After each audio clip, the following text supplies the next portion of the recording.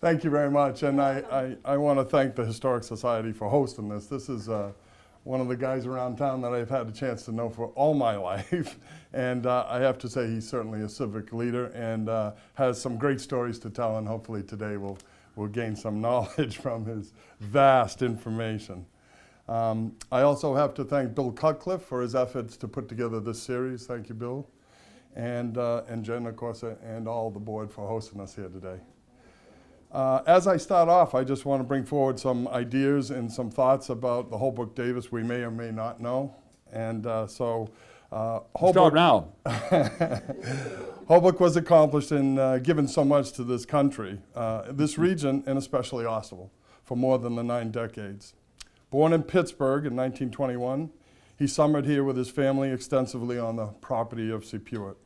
As a young boy, he rode horses and sailed our estuaries. His love for the village has never faltered. After an early education in Pittsburgh and Switzerland, he entered Milton Academy and then Harvard University. He enlisted in the Navy in World War II and was awarded the Silver Star for bravery. Quite an accomplishment. In 1946, he was married to his beautiful bride, Sally, who I knew, whom he met right here in Osterville. After the corporate work in New York, Switzerland, and Montreal, the Davises built this Osterville summer home overlooking North Bay in 1950s. For many years, he and Sally were the owners of our Osterville House and Garden. Right up to present, Holbrook has remained a vital, vibrant, and respected cornerstone of Osterville. That's doing it a little strong. We'll give you a little pump right here. He has been longstanding members of the Osterville Historical Museum, Rotary, Barnstable Land Trust, Wiano Club, former chairman of the Plymouth Plantation, and founding member of Three Bay Preservation and the Osterville Business and Professional Association. Wow, that's very nice. Today, it's a little nicer than it should be. Today, the format hopefully will be a chance for Holbrook to give us some idea about the early days, about Sepuert, about his sailing, the Three Bays estuaries, some of the village character he recalls and reflects on, and what he's most proud of. Holbrook. Thank you. You mentioned sailing. I had a bad episode. At age 16, you got your license here in Massachusetts, and I got it, and I lost it overboard. And there was my 16-year-old and That's lovely tough. girls all around me, and I couldn't drive. It was sheer hell. But I lived through it, and here I am. So another thing, speaking of Osterville, you mentioned it. I have a regard and love, if you will, for this town because I hope to keep it, and it was a time when I even proposed that we do certain things, because we are different. For example, if you go down the Cape, they're having an event. Here it is. You never know who you'll bump into at Hyannis Open Streets. That's a kind of an event, I guess. The next event on Saturday, October 21st from noon to 5 p.m. It says, it's the March of the Horribles. That's what they're having in Hyannis. March of the Horribles. Now, do you think that sounds like Osterville? No. We don't have marches of horribles. We have marches of, speaking of marches, one time I was put on a truck. It moves gradually through the town. And I had a fishing rod, and I kept casting out as we moved through the town. And everybody was screaming and hollering, and wondered why the devil was Holbrook Davis fishing from the back of a truck, because I was selling fishing rods. And I did. They came in the next day and bought a lot of fishing rods. So there's a story to that, a message to that story. If you're selling something, get out with the public, right? Yes. You do it. You try to do it. Yes, we try. We try. All right. But I think I'm about finished. Any questions? Huh? Can I go home? What was the first car that brought you to Cape Cod? What automobile were you in? Oh, I came when the bridge was a wooden bridge over the canal. And then another time, my father, for some reason, picked me up in New York and we got on a boat a ship and came to New Bedford. Huh. And that was a way of getting to the Cape, kind of a fun trip. And that was rather special. You don't do that now, obviously. So I've been coming since 1921. Yeah. Nobody agrees that I was here in 21. I was only 3 months old, but I was here. And now let me see what my notes say. This is a beautiful. Is that me? Or is that somebody else? Handsome guy. It's been doctored up. It's Photoshop. It's been doctored. Well, this little talk of mine is, I'm going to divide it into 2 or 3 parts. I am a quasi-Cape Codder. There was a little bit of doubt about it, but we'll leave that aside.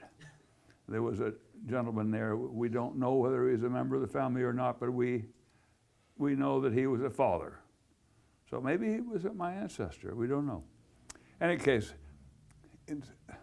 my family left Horsemondon in Kent in 1600, born in 1600, and came to Boston in 1630 or something like that.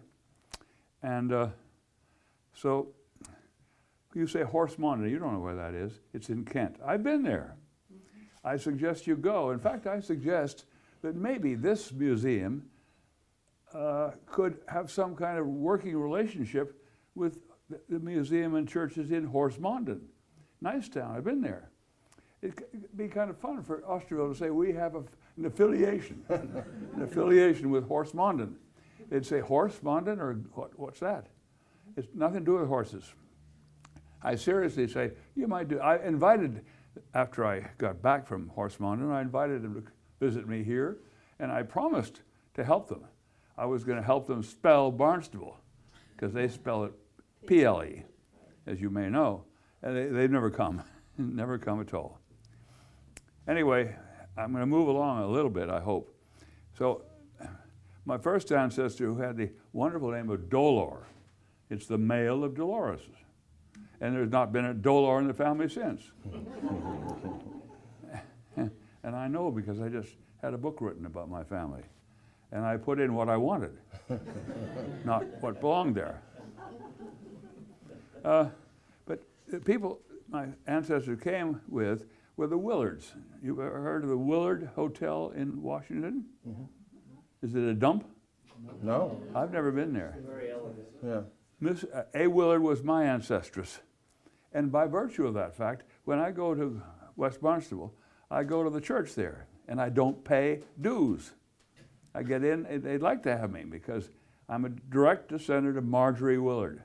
And it says so on a plaque, descendants of Marjorie come free. And I've only been once in my life. But now that it's free, I think I may go this fall. You ought to go to that church. It's the oldest congregational church. Who goes here? You do. Yeah. And My relative restored it. What? My relative restored it, Elizabeth. So Carter did mine. Jenkins. Jenkins. Jenkins, right. Yeah, the Jenkins are well known, as you know. We still pay. I do. I do too, but less than you do. You tell us, it's a wonderful, it's the oldest congregational church in the United States. One of the oldest meeting house. It was originally a meeting house, and it was the first school here. And it's a meeting house until on Sundays when you bring a Bible. Then it's a church. Yeah. And it's beautiful. You have to go. You have to go. I've been. No, everybody. That still was the major road coming into Osterville, too, crossing over from 6A, because 6A was our main highway back then. Yeah, that's right. People forget? No, okay. Well, so I've had a word about the Willards. I bring them in because the Willards have been very much more prominent than the Davises since that time. So I worked them into the story here. I hope you don't mind. I mentioned that this museum could have a working relation. Wouldn't that be kind of grand? Affiliated with the XYZ church in Horsemondon, Kent. That would kind of impressive. It doesn't mean a damn thing, but it'd be good. All right. Here I am, and so my family has been here since 16-something. And that's actually one of my points that I'm going to make a little bit later, is that Osterville is not very historic. Really, when you think about it. There's nothing wrong with that.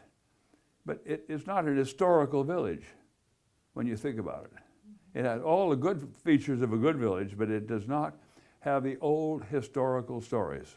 It was never attacked by the British, as Falmouth was, and it was a lot of other things that it never had salt works of any significance. You know what they are? Yes. Some of you don't. Down there, and oysters. If they had known the value of the real estate, it would have been attacked earlier. True. The Indians. So I'm finished with the first section of my little talk, 1600 to 1650. So are there any questions about that I can falsely answer? No? No answer. David Case, I've never heard you silent for 12 minutes in a row in my life. Enthralled, absolutely enthralled. 50% is factual. Is it that high?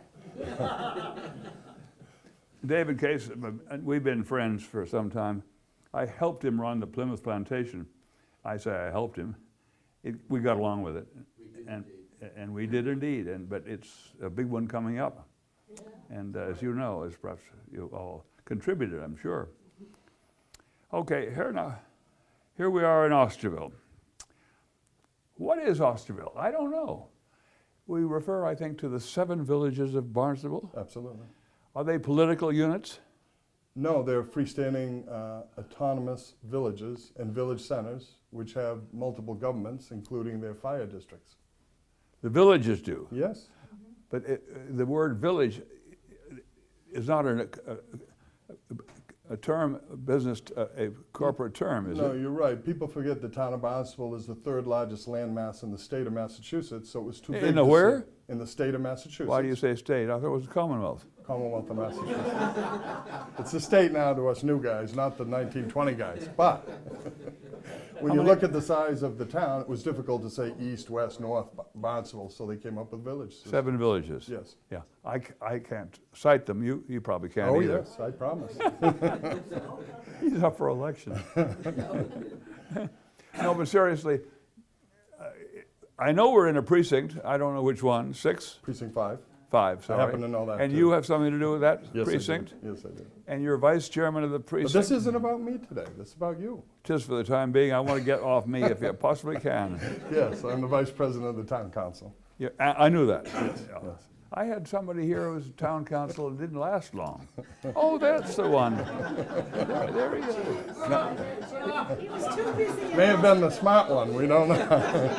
Well, he He still has all his hair. He's still a young man. but his mother told him he shouldn't stay up too late at night, and your meetings are always in the evening. So he gave up.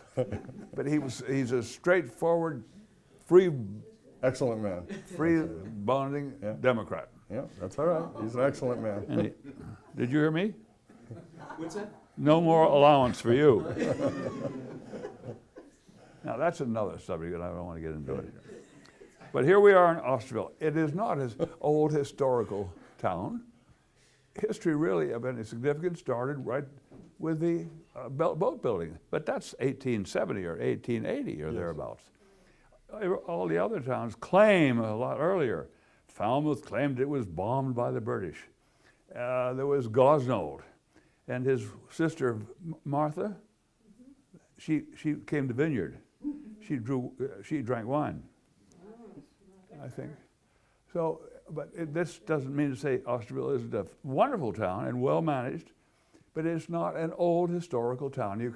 You can't find any long-term historical people from Osterville compared to the other towns.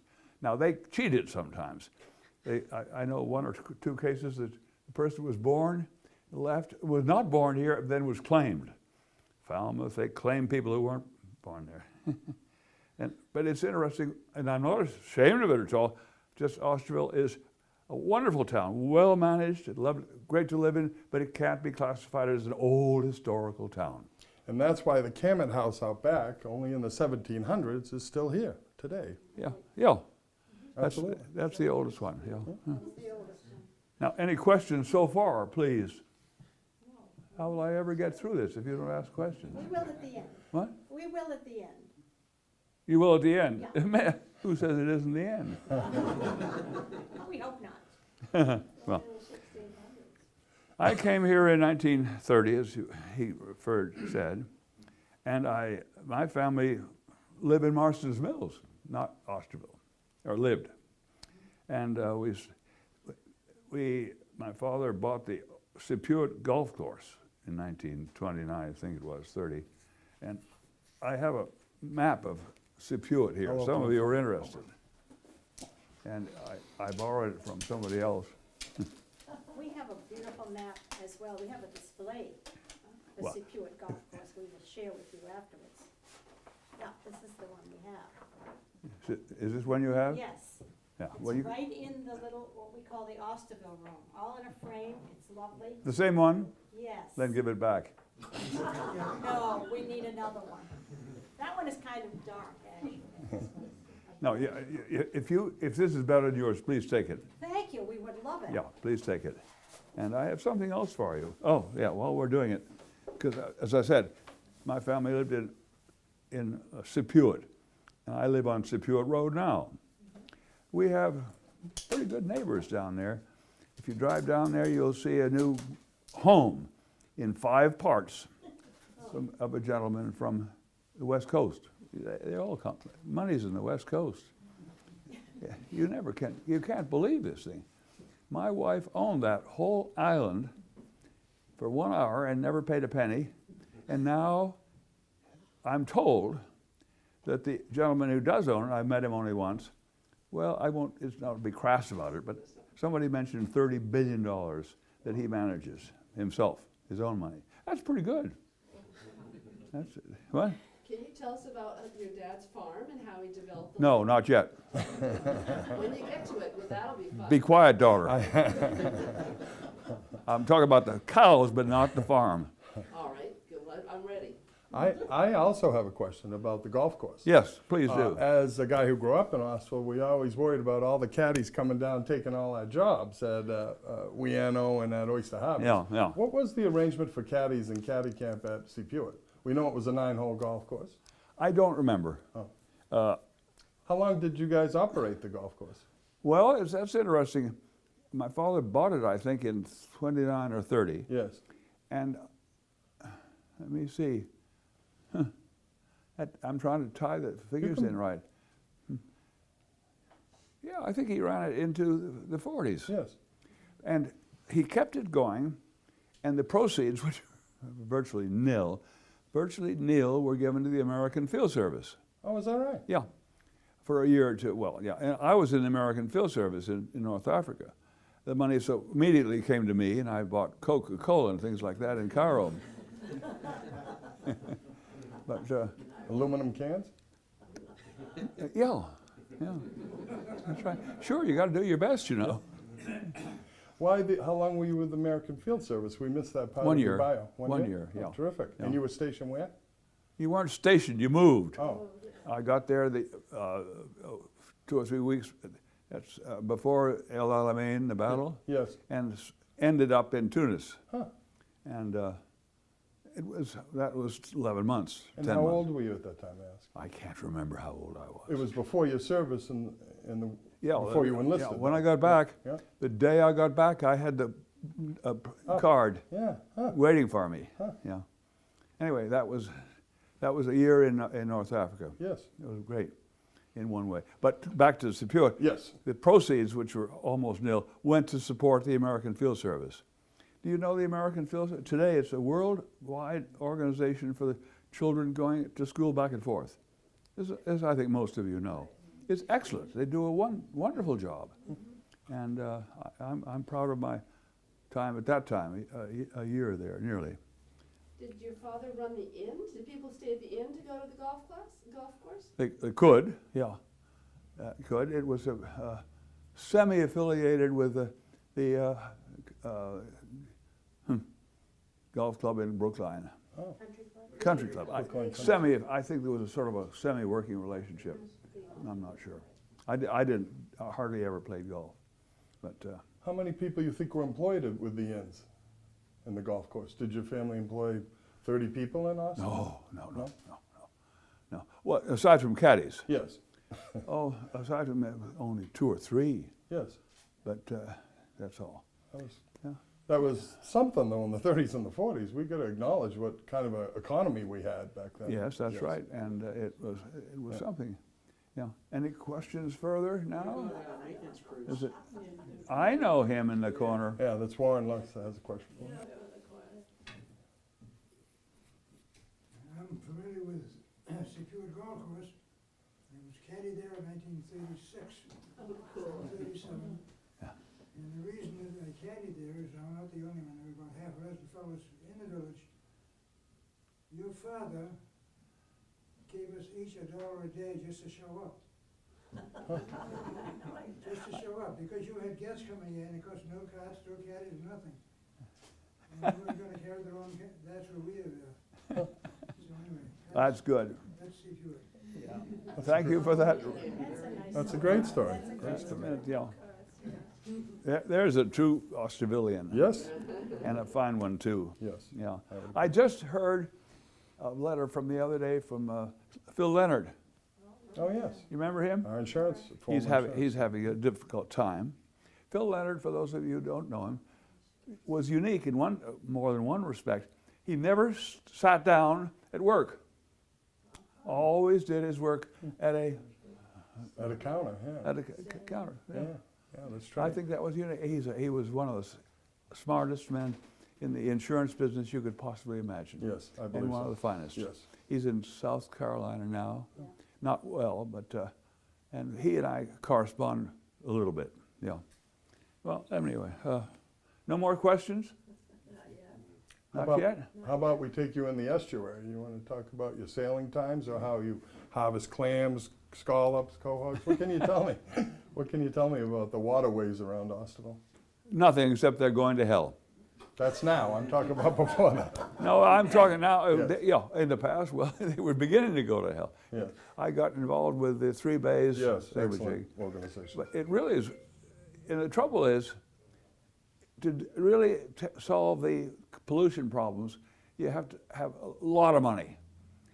And we try to nibble at it with smaller amounts of money, and we make progress. I don't know whether, I suppose all of you know that an oyster just loves to eat up nitrogen. Just gobbles it right up. And we don't like nitrogen because that's a killer. But this is a serious problem on Cape Cod. I wouldn't go into North Bay now for love nor money. To swim, you mean? What do you mean? For swimming. I'd have a little bit of water from it with scotch. But just, you know, just to get through the day. Did you have a boat and sail in the bay often? Pardon? Did you all have a boat and sail often in the bay? Sure, yeah. We had our races in West Bay mostly. At the What type of boat was the boat of choice for you guys? Weano Jr. Hey! Mine was a Pamichi, which is Indian for something, Yes. but I forgot what it was.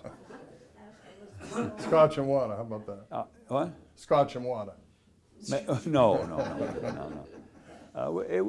That brings me to another point. The 30s were extraordinary. This was a terribly rich community for a very few people. Yes. It was, and if you were of that few people, it was fantastic. But it was hard. You had to try hard to remember that you were exceptional. The rest of the country was often in terrible condition. Weano, Osterville, Oyster Harbors, Cotuit even, Centerville, my God, even there. Imagine people in Centerville surviving well. You know, I don't know. And my point is, it was an unusual community, dangerous community for young people, because they got used to living and spending like it grew on trees. They were good, but still it was tempting. Would you say too? You weren't here. Yes. What would you say though about the change of the character of the downtown area? When did storefronts start to service that summer crowd? When did businesses move forward? How do you see that evolution? Well, I think the evolution has been good because it has not been too much of it. Yes. And in 1970-something or other, when I was chairman of the Village Association and had a store here, there was, are there some around here? There was a bunch of young ladies in business, and they said, we want to build it up, make it alive, just like Chatham. And they said, yes, sir, we'd much rather have 100 sales of $1 than one sale of $100. Really, the truth of the matter is, in Osterville, you'd rather do the other way around. You'd rather have one sale of $100 than 10 or 100 of $100. That's kind of plutocratic, but it's a fact. It was going to. There was a group who wanted to change the character by razzle-dazzle, buses from New York, and which is good, only up to a point. That's when we started the Village Association. What was it called? OBPA. OBPA, Osterville Village Professional Association. It still exists, I think. Yes. And it was intended to serve a good purpose, and I think it has, which is to help, if possible, prevent Osterville changing into a razzle-dazzle town of horribles, like I read before. Well, we were a town and a community of characters too, though. You had Phil Leonard on the street front. Oh, you see. You had Charlie Kalis' father on one end. You had Bob Sims in the middle there, into the Hanson building as we know it today. How about the characters of our downtown area? They were wonderful. And some of them are still alive. I had a letter the other day from a fellow named, he writes books about Osterville. Oh, Chesborough? Yeah. Yes. No, not, yeah. Oh, But you're right. There's some characters. And I'm not trying to belittle Osterville, but it isn't Chatham, I understand. yes. And we don't want it to be. Chatham's a town. We're only a village. Well, we're a precinct, and they aren't. Going backwards. What about the school when you went to the school? What was it like in that school? Here, next door. By the way, I have a brick from that school. It was too heavy to bring today. It was wonderful. It was next door here. It's been torn down now, as you know. No, it's that way. That way. I don't know where I am. Yeah, that's all right. Yeah. We have the bell from the top of the school. Yes, I know you do. Yeah, I know. It was a great little, wasn't a little school, it was a big school. Big school, and it came down last year, as most of you know. Last year, yes. How about nicknames and how about rivalries? Townie Horner always told us he was the best sailor in Osterville, and you always told us you were the best sailor. So I just didn't know. No, Townie Horner was a better sailor. I will tell you about the sign of the times when it comes to the name Horner. Yes. And I have a great respect for him, Townie, and all Horners. In those days, the Weano Club Pier had a bulge at the end, and the ladies, well-dressed, this is in the 30s, well-dressed, paraded out to show their clothes, and the Weano seniors started at the end of the pier. And one day I was with Captain Tom. Remember him? Nobody remembers him. You don't remember him. You're too young. Captain Tom was a skipper. We had two classes, a skipper class and an amateur class.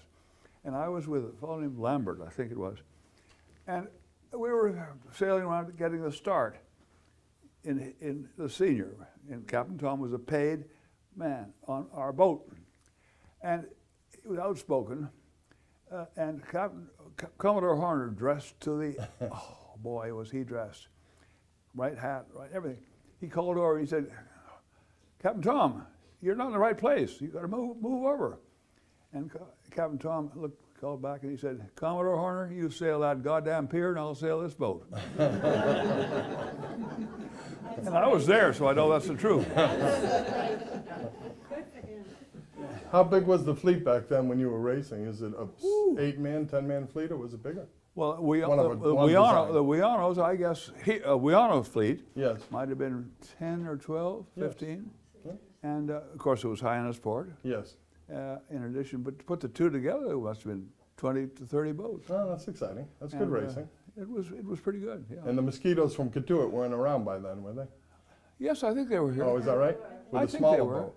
Huh? With a smaller boat than the junior. Oh yes, Oh, yeah. still there. Yeah. We have one right out. Yeah. Yeah, I see him from my window. Yeah. Yeah. Now where were we? We're sailing. We're sailing. We're in the estuaries. Thanks. What was that last saying? We were talking about the downtown, the He's characters. a help, you know. We were talking about nicknames. You haven't given us nicknames like the name of your horse or anything like that yet, but I'm hoping to get that out of you. That's my job. My horse name was Miss A. Fancy Pagan. Oh. And my father bought the horse, and it didn't have a name, and he was in New York, and he, at the hotel there, and he opened up the telephone directory. You guys, some of you people don't know what a telephone directory is. He opened it up, and he came upon Miss A. Fancy Pagan. He said, that's the name of my horse. And it was a great horse. And the Sepuit farm at that time, or horse barn, was up past Frazier's, up on the side going towards Cape Cod Academy. Am I correct? No, it's on Which is Sepuit the Road. exercise area. Oh, well, there were two parts. There was the Yes. farm. Yep. The farm was further down. Which is where it is, where that Farm Valley is Farm now. Valley Yep, is. the development. and Yep. the stable was, I own it now. Yeah. It's on Sepuit Road. Yes. Yeah. And that's Some where it people was. forget that our First Lady, Jacqueline Kennedy, came to Sepuit to ride horses also. I guess she did, yes. Yeah. I got, she pushed me off one time. Oh, come on. Yeah, I was riding on my father's land, and the Kennedys had permission from my father to use because they had that Allen farm. Yes, Or they rented it. yes, It's no longer a farm, it's a big deal now. yes. Anyway, so the Kennedys used to ride on my father's property, and one day they found me, and she said, "What are you doing on my, you're trespassing?" And I said, I think it's my property." So she was polite, but yeah, that's a whole nother story. How are we doing on time, David? Huh? Early, more about early childhood, how you, Smoke Valley, that name came about. Well, it's not very difficult. Ice Valley. I was riding horseback with my father, and they were clearing out a path and burning the brush. And I said to him, I thought a brilliant idea. I said, "Dad, can we name this road Smoke Valley Road?" And he thought it was a brilliant idea, and that's been that way ever since. Does anybody here live on it? Smoke Valley and Ice Valley. Nice. Now, you want to know why it was named Ice Valley? Come on. I think you can figure that out. Well, let's go to Bunker Hill then. How do we get Bunker Hill? That was here before. Oh, I didn't realize Yeah, that that was street was in? That was a Well, ninth it was hole for the half, golf course. Yeah. Yeah. Oyster Harbors. Did you have cranberry bogs? Was there a cranberry Until bog? my father found out that he wasn't a cranberry bog owner. But there is it in the middle, kind of hidden, is a little bog. Not so little, 8 acres, Or was it? Oh, but it wasn't big enough. No, no. My father said he'd been in business in Europe and elsewhere, but he'd never known such businessmen as the cranberry owners. Ooh, they know you're one of them. You look very well dressed now. You see. Thank you. We do have some common knowledge in Barnstable Town Hall that some of the first land planning actually came from Sepuit in all of Cape Cod. I didn't know that. Yes. Yeah, yeah. What do you mean by land? Did your father use a professional when he decided to change from the golf course to using it for residential land? No, How he did- ran out of customers, Oh, and my brother Joel managed it for some years. yes. He died recently, recently. Anyway, But you had a plan done by Olmsted. Are you referring Yeah, to the it's here. Olmsted? yeah, they have it already. It's Olmsted Brothers. Yeah. Olmsted Brothers, they did Grand Central Park. Yep. That's New where York they got did, their right? fame. Yeah. Fame. Right. I think I'm correct in Yes. saying. And they also did our place. Now let me just see. Chapter 3. You see, I like to build things up, make them sound good.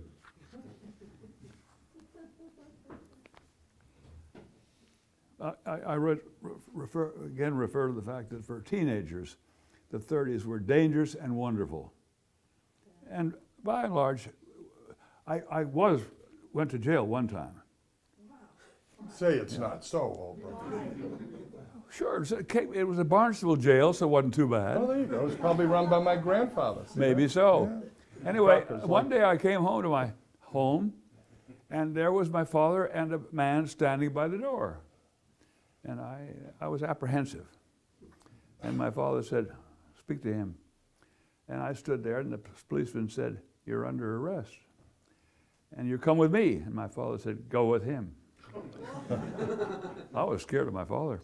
So is that And he apprehension? took me to Hyannis, and he went to the jail. It's a little jail. Yes. It was a holding jail. Yes. And he took me through it, and he said, "This is a jail, and I don't want you to forget it.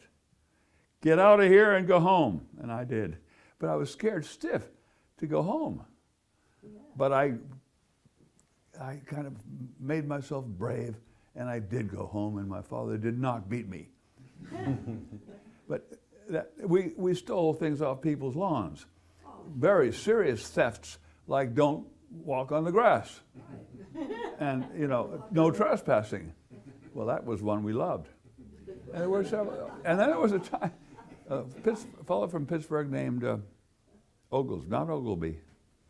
And he and I, and others, if we were down in Falmouth and coming home, there used to be cows along the road. And I never did. You pick up the knife from the restaurant, and as you passed by a cow, you see if you could hit it. Never did. But we never did, so it didn't hurt.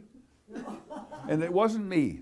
There you go. That's the other. I think we're just about finished now. Well, just a second. David, be quiet. Oyster Harbors. What about it?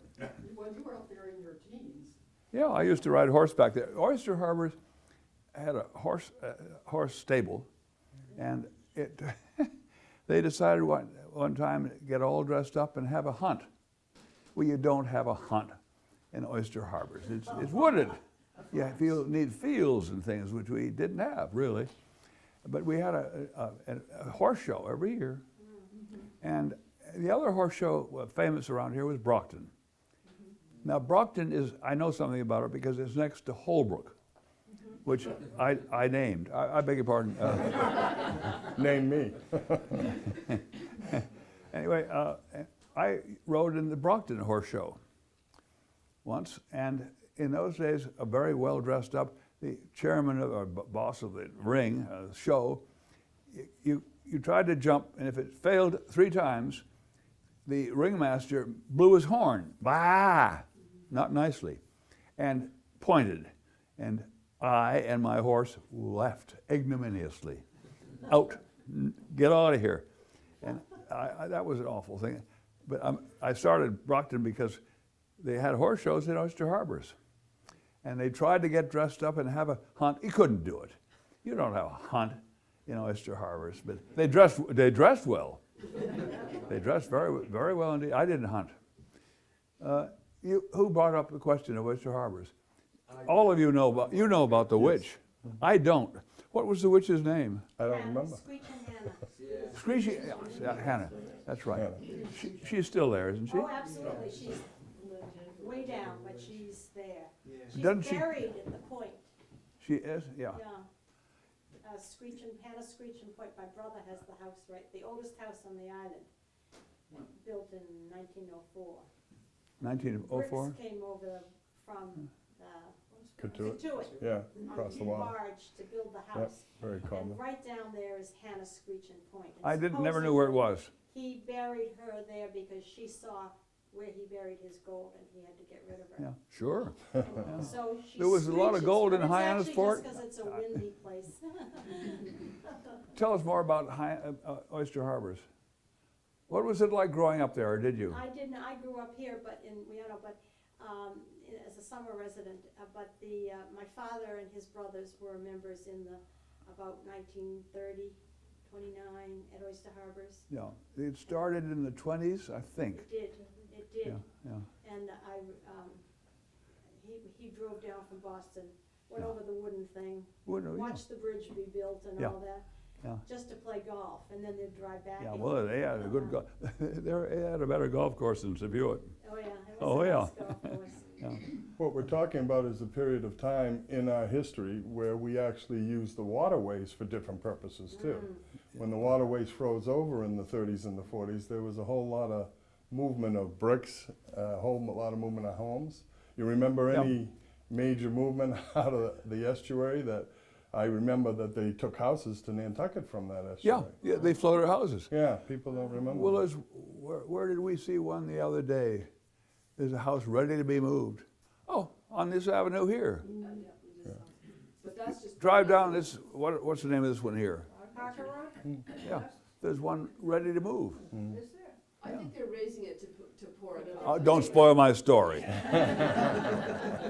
do I've heard move that houses here, the Haydens move houses. The Haydens always move, sure. They do. I moved one. I moved a little house from up over there to my store, and it's still there. It's gone Baptist now. The Cammett House. That's all right. The Cammett House was moved. Yeah. From where they Yeah, built look, the condos. houses were moved, a great deal, yeah. Could I ask you to speak on one more of your favorite issues, and that's the Before we Boswell bring it to a close. Land Trust? You were Barnstable. instrumental in getting the Boswell Land Trust off the ground. I never had anything to do with getting it off the ground. I thought you were director. Oh, yeah, but you said Well, off the nothing ground. happened. Well, I'm sorry, you didn't start it, but I you was were on involved the in its- board. Right. Yeah, it's a fine organization. Yeah. It still is, I believe. And what's the premise of it? Why would something like that move forward in that time? Why would someone like yourself give your time to that entity? What is it that is so attractive about what their intent is or their mission statement? Well, I think it's kind of simple. If you had property here, and this is a cold-blooded way of looking at it, to preserve it, you want to have a community somewhat wooded and saved. This is kind of simple. The community benefits by having some land reserved for nature. Yes. Aside from the pleasure of feeling that you're doing something nice, which is a very real feeling.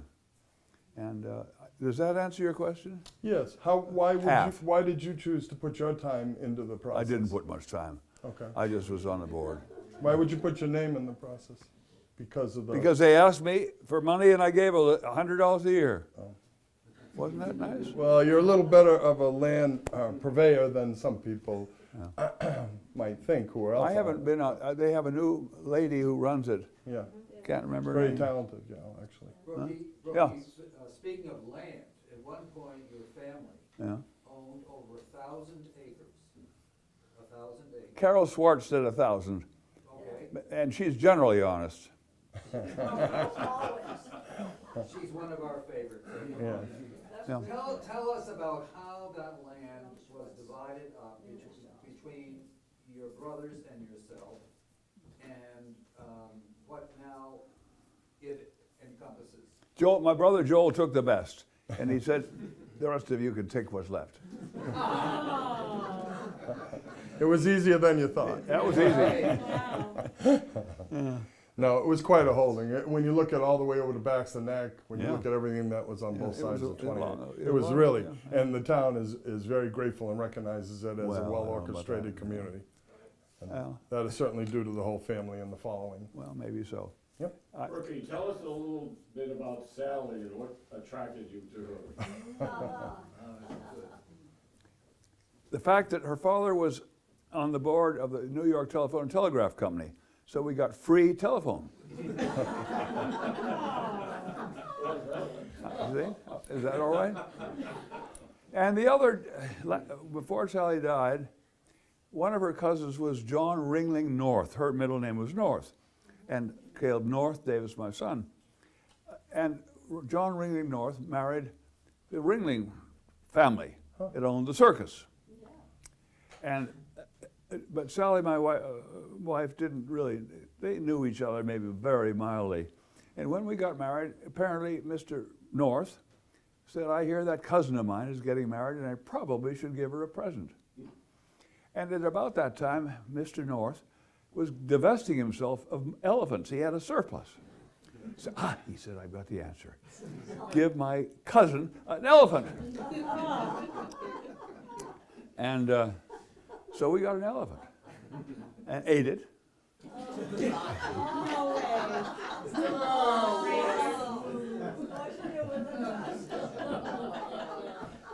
Have you ever been to the Ringling's museum in Sarasota? It's going so well for That's so good. long. And well, that's my cousin, Ringling. Well, you're pushing it a little bit.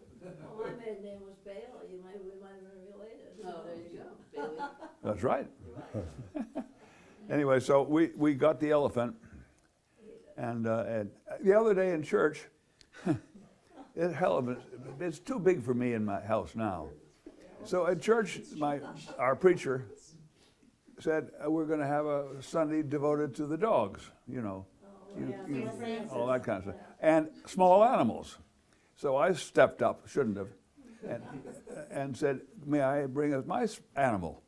I have an elephant left over, and it's too big for my house. May I bring my elephant to the blessing of the animals? She said, no. That was the end of that. Anybody here want an elephant? That's about it, kids. Well, I'll take the rap then. The legend of Holbrook Davis is monumental here in our community. And we're very grateful that you took the time to share some stories with us.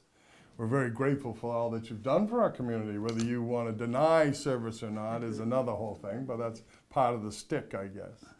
But certainly the family has been well respected and brought a lot of advances to the village of Osterville. Your service in the downtown area to start up a terrific venue for services that the town needed. All our grocery stores came and went, but our hardware store remained, and that's a great service to our community as well.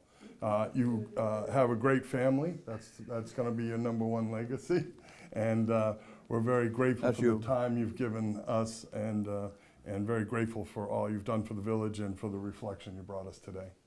Well, thank you very much. It's been, given the fact of the people here, it's been a pleasure to do so. Yeah, You're exaggerating, but it's a pleasure. Thank you. The class is dismissed. Class dismissed.